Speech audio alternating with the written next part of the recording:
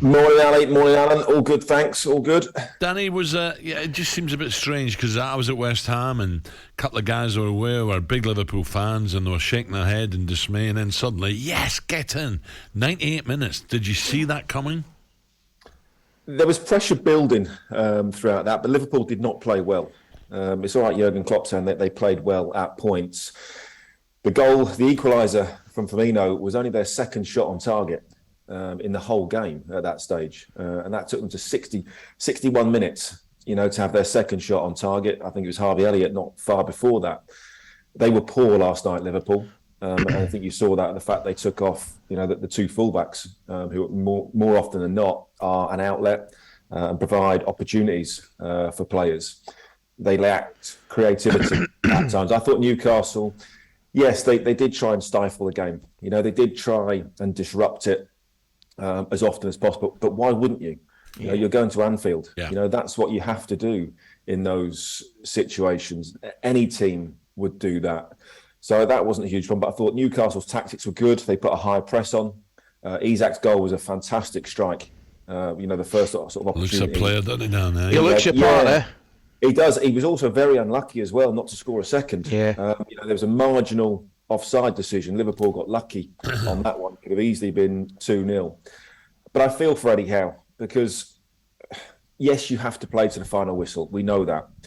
But you put up 5 minutes, and I know it's a minimum of 5 minutes injury time, but to then play 3 minutes beyond that, there was one moment in that 5 minutes where Nick Pope went down for 30 seconds, perhaps. Yeah. But it's 30 seconds, not 3 minutes. There was several moments where you thought Newcastle had a corner, it was cleared, the referee was going to blow the whistle.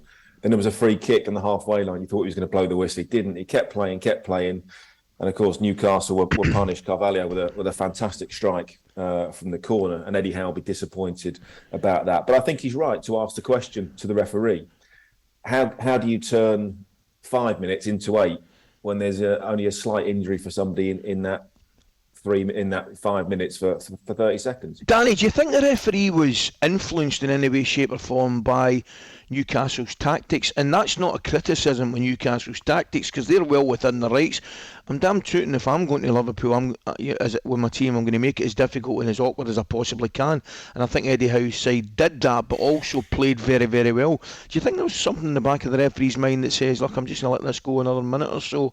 Because I saw the incident with the goalkeeper, but I'm thinking to myself, it's strange to get 4 or 5 minutes and 45 and then find another 3 inside 5. That's what I mean. That's what I don't understand, Ali. It was a strange one. Whereas I was at the game the night before, the Everton Leeds game, where Everton were accused of time wasting. I think there was only 4 minutes. No, there was 3 minutes put up at the end of that game, and he actually only played 2.5.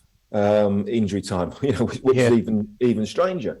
So Jurgen Klopp was obviously constantly tapping his watch and complaining. Interestingly, it was Liverpool also had a bit of time wasting when they made a triple change on the 70-minute mark. Jordan Henderson came to the touchline, then was sent back to the centre circle because the 3 players weren't ready. Jurgen Klopp wanted to make a triple substitution, and that took at least 2 minutes for all that to happen. So Liverpool were just as guilty in that period of slowing the game down so they could get their 3 subs on. But we all know you've got to play to the final whistle. You've got to keep defending. But when it goes on that long, if it had gone on for another 30 seconds, minute, I think you'd accept it. But 3 minutes more, as you said, after 5, I think it's a little bit tough to take. And I think Eddie Howe is right to ask the referee and get an explanation as to where he found that extra 3 minutes from. I tell you what, I was just going to talk about City and again Haaland, impressive. But Jurgen Klopp, that result last night meant so much to him. You saw him fist pumping at the end. That meant so he knew he had to win that game 3 points. Oh, definitely. If not, they were going to be a long way behind Arsenal and a long way behind City. They still are at the moment. It's still going to be very, very difficult. They haven't started. If that was the team last night that beat Bournemouth 9-0, Bournemouth must have been awful because Liverpool weren't particularly good at all. They've had a slow start. They've also got a tough game at the weekend, going to Goodison in the early kickoff. I think that's live on talkSPORT. So that'll be a fascinating one, because Liverpool struggled a little bit actually with the high press from Newcastle. You know, Newcastle's tactics were very, very good. But yeah, I mean, on Erling Haaland, I think I said last season or the end of last season, if he stays fit and if he plays what City are likely to play in 60 games? Yeah. I said he could score 40 goals. People laughed at me. I mean, it could even be more than that now. Wow. I mean, it's ridiculous. No, this is the ultimate centre forward. I'm sure you're both old enough. Remember Weird Science, where they created a woman? Yeah. This is like creating a centre forward. Yeah. Danny, he's got everything. That's exactly what I said to Big Al. We were talking about him when we come on at 6 o'clock this morning. He's getting the goals that I thought exactly the type of goals he was getting. Tap-ins, run about the 6-yard box, his physicality. Alan was asking me, how do you defend against that? And I said, well, it's near impossible.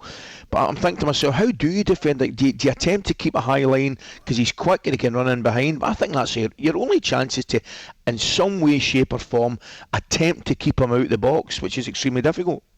Yeah, but we still see him. He's got an absolute hammer of a left foot. Yeah. You know, from that distance as well.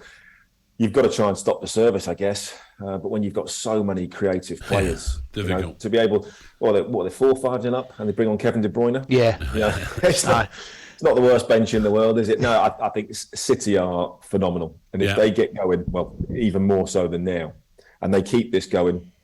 It's very, very difficult for everybody else. Arsenal are doing great, but I think at some point there will be a little bit of a drop-off from them. If you finish above City this season, you win the league. Simple. Well, Arsenal got to Man United Sunday as well. So, Danny, thank you very much for that. Have a good day, Danny. Remind me, Ali, to talk about Fulham as well, their start. Excellent. Mitrovic. What, dear. I'm delighted for him as well. He's the one centre-forward, Alan, that I've seen going to give Van Dijk a tough time physically. You know, I thought he played very well. I think it was the opening day of the season. Was they get the draw down at the Cottage, and I must admit I'm pleased for Mitrovic, because a lot of question marks about him. Can he score in the top flight? Well, he certainly started very, very well.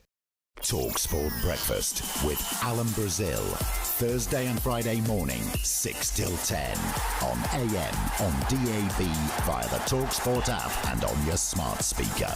talkSPORT.